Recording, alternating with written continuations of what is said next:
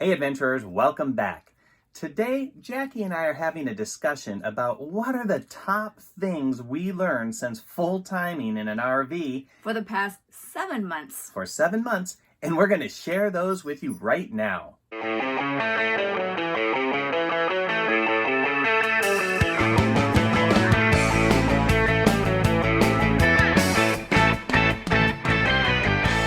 Hey adventurers, I'm Joseph. And I'm Jackie. Welcome back to RV Adventures with Pets. And on our channel, we share what it's like to live, work, and play full-time in an RV with 4 cats and a dog.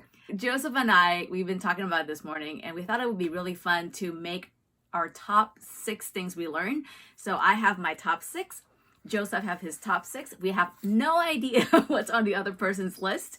So this will be an eye-opener for us, perhaps. It could be a little bit of a he said, she said sort of take on what it's like living full-time in an RV. So there could be some duplicate items. Wouldn't surprise me if there were, but maybe not. So this could be a top 12 list, or it might be a top 6 list, depending on how much we think alike. All right. Why don't you share your first? And is this in order of importance for you? Mine are in no particular order, but they are the order they came to mind. So maybe they're in some kind of an order. But the number one thing I learned: moving is work. I hear Joseph say that all the time, and I don't have that same point of view, but I do have to say Joseph does most of the work. So tell me why moving is work. Well, it just takes a lot of time, and there's so many things to pay attention to. So my thoughts on moving is a lot of work are: stay longer once you set up camp. Once jacks are down and you're at a campsite, extend that time a little bit, because you're going to have to do all that work to set up and all that undo work to get back on the road. I also recommend making a checklist and using the checklist. Those are 2 different things. I've done both, not always at the same time. And also invest in the convenience items. This was a shocker to me, or something that was a surprise. Things that go up and down quickly and easily, that don't take a lot of time to assemble and disassemble, make life on the road a lot easier. Look at this. What does it say? I can't read it. Tell me what it says. Longer stays. Longer stays. So that goes in line with moving. It's a lot of work. I noticed you had a number 2 on there. Are yours in priority order? Mine was in priority order, but when you said yours, I kind of wanted to pull mine up and share it. Absolutely. If there's duplicates, we got to get them on the table. So that's kind of the same thing, right? Moving's a lot of work, so extend your stays. Yes and no. And the reason I say no is, for me, the longer stay is really about, when we first started RVing, I wanted to do everything. So I was booking the whole stay, and we were staying 3 days here and 2 days there and 5 days there, because I wanted to maximize my ability to see the US. So I discovered that was not doable. In addition to just packing up and moving all the time, you never have any downtime. You're always up and playing tourist and up and, being on vacation mode. And that is not sustainable for weeks after weeks after weeks after weeks. So for me, the stay longer is an ability to relax, have days where you do absolutely nothing but just enjoy the fur babies or read. We still don't have enough of those days. Honestly, after 7 months, it's been 7 months of full-time vacation mode. So I do think these topics are closely related. And that's a big takeaway. Number 1 from my mind, and number 2 on your prioritize list. So for you, there's a lot of work, so stay longer so you don't have to do the work too often. But I agree with the points you're making as well. I mean, they're all true, and they're all kind of in the same bundle in my mind. All right, number 2 for you. Well, no, I did one, and you. So why don't you go ahead and give us your number 1? All right, so my number 1 was be flexible. Flexible. I think I've got something like One that. of the things that we did in the beginning, again, it's me. I have this list of places I want to go and places I want to stay and restaurants I want to eat at, and this date we're doing this and that day we're doing that. Don't do that to yourself. Mine was plans change. This was the third thing that came to my mind, but my talking points were the same thing. Yes. Schedules change due to weather, traffic, events you want to go to or avoid. So I had built-in flex time and cushion between milestone dates. So there are things that we want to get to on certain dates that those dates don't change because they're events or whatever. and building in extra time in case you've got a mechanical issue on the road. That never happens. Yeah. Tire blowout. Or you need to rest more on a day or something like that. You want to have that cushion time in there for sure. And the other thing I had noted under there is travel speed in an RV going down the road is about 75% of that in a car. That's what I've noticed it averages. So if something says it's going to take 10 hours in a car, you kind of want to add 25% on there for things in the RV. We just travel slower in an RV overall. Yes. So definitely plan ahead, but be very flexible and give yourself extra time. All right. My next thing I had is category what you need. This is what you think you need in your RV when you pack up ready to hit the road full time. Less is more. That's it. Okay. 3 for 3 so far. So quickly, we don't use most of the things we brought, especially the stuff down below in storage. Like 90% of that stuff down there we don't use. So filtering that out along the way, if you can, or when you get back to home base, if you're kind of on a cycle like we are, get rid of that stuff and then reorganize the space to take advantage of it. Empty space in an RV is okay. You don't have to cram it full. It's a great thing, actually. If there's some sage advice of 7-month full-time experience is you probably don't need everything you think you do on the road. Yes, I completely agree. All right, so my next one is plan ahead. And this is different than what we talked about before. So for me, planning ahead is this. A lot of the time, Joseph and I would stay in very remote places, and going to the grocery store takes 30, 45 minutes. So planning ahead for what is it that we need for our supplies, what do the boys need, the boys being our cats and our dog, what the boys need. And not only that, plan ahead to make sure you have space in the RV. I've been known to, in the beginning, go grocery shopping, go crazy like I normally do, and come home and go, oh boy, what the heck do I do with all of this grocery? Don't have enough cupboard space, No. Don't have enough refrigerator space, freezer space. Yeah, so plan ahead to know what you need, so you just make one grocery trip if you need to, and make sure you have the space at home. Nice, good one. I don't have that exact one. She's a bit more of a planner on the road than I am.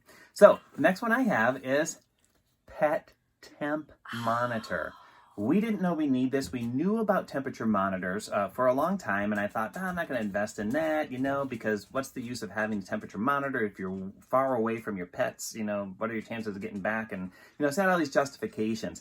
But I can tell you, it does make a big difference. When you park your RV and your fur babies are inside and you go off hiking or whatever for the day, being able to look at your phone and say, oh, okay, it's 78 degrees in the coach and know that they're okay, that makes a big difference. Before we got the temp monitoring system, I would be out there thinking like, I got to get back, make sure that. I wonder if they're okay. It's kind of in the back of your mind. Like, and did you the have air to rush your conditioner schedule. turn off? And I just couldn't relax and have fun. And once we have the monitoring system and we can check on our phone to see, if it's within what temperature it's at. And we set the temperature monitoring system to alert us via text and email if it goes below or above a certain temperature. So we know we can get those texts and emails, but we check in quite often too for peace of mind, and it's wonderful. Yeah, it's worth the investment. They're not that expensive either. All right, is it my turn? It's your turn. What is it? Patience is key. Can you read these a little faster for me? Patience is key. Patience is key. Patience is key. All right, what do you mean by that? Well, God knows I don't have a card that matches that. So we can, have our own agenda and we want to do this or we want to do that.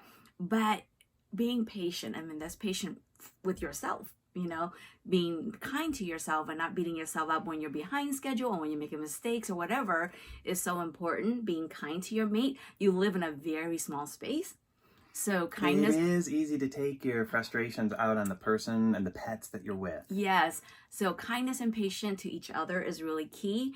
Kindness and patience to the boys. I should have put kindness and patience to the boys is really important because, things happen. It rains and Frosty would walk out there to do his stuff. And when he would come back and the floor would be a mess. And I just mopped it in the, earlier in the day. Or the cat boys would puke up grass after they've been outside. We've been known to do that on occasion. So yeah, you can definitely get upset or you can choose to be patient about it and recognize, this is part of life. Just deal with it and move on. That is a big one. I didn't have it on my list, but I can tell you that's probably that life lesson I'm getting from being in the RV full time. It's a very different lifestyle than, being an executive. And patience is something I'm still working on. So that's a really good one, sweetie. Thank you. All right, my next one, internet. I almost put it on, but I'm like, nope, that's going to try my patience. Patience. So, internet isn't crap.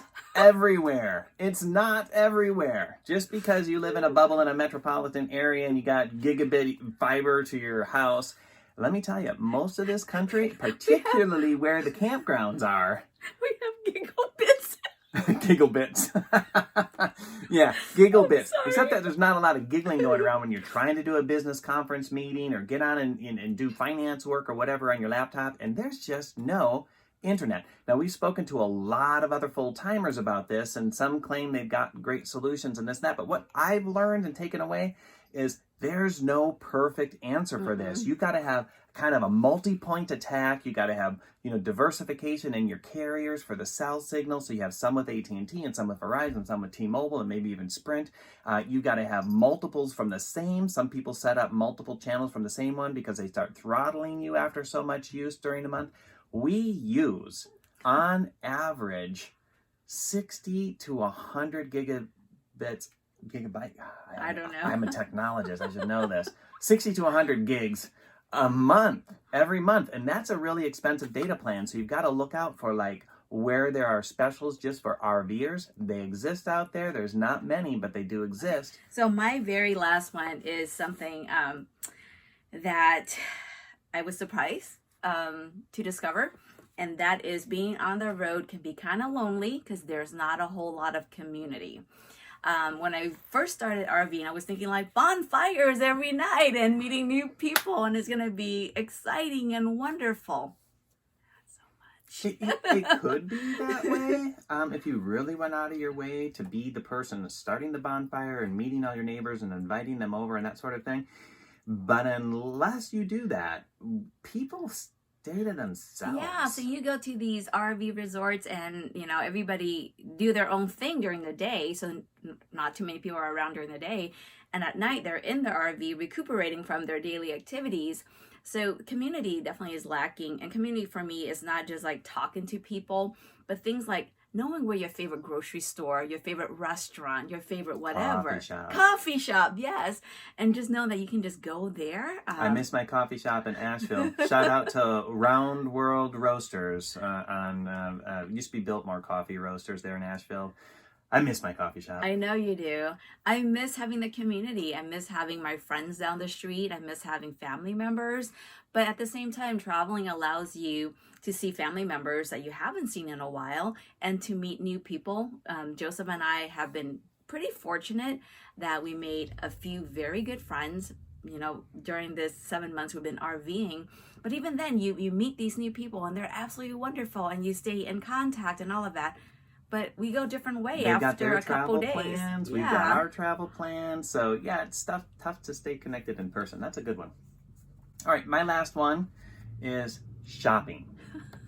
That's kind of like my one. Be prepared. It is. I mean, it's similar, but mine specifically is that I've been surprised by the challenges. And, you've got to order things on the road. We got a new internet piece of equipment that mounts on the roof of the coach.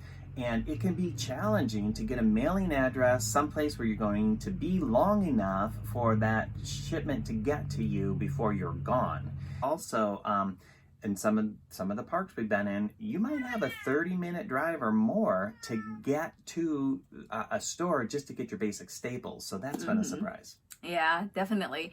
So what we discover in some of the resorts we stay at, you can get packages and they don't have any problems with it. Others will charge $3 to $5 per package. Others would say, nope, we don't do any mailing at all.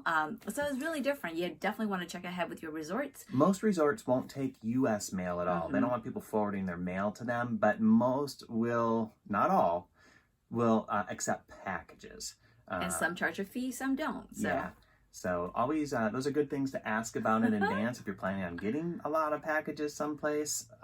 But yeah, that's pretty cool. So now that we share our top 6, does anything else come to mind? No, I mean, there are other things, and we'll probably do another update to this video theme in the future, but for the first 6-7 months on the road full time, those were the things that I think I didn't anticipate. I have one more to add. Okay. So the thing that I learned that I love the most is I love this lifestyle. I wish I've done it sooner. I seriously am really enjoying just being out here, even through the challenges and difficulties.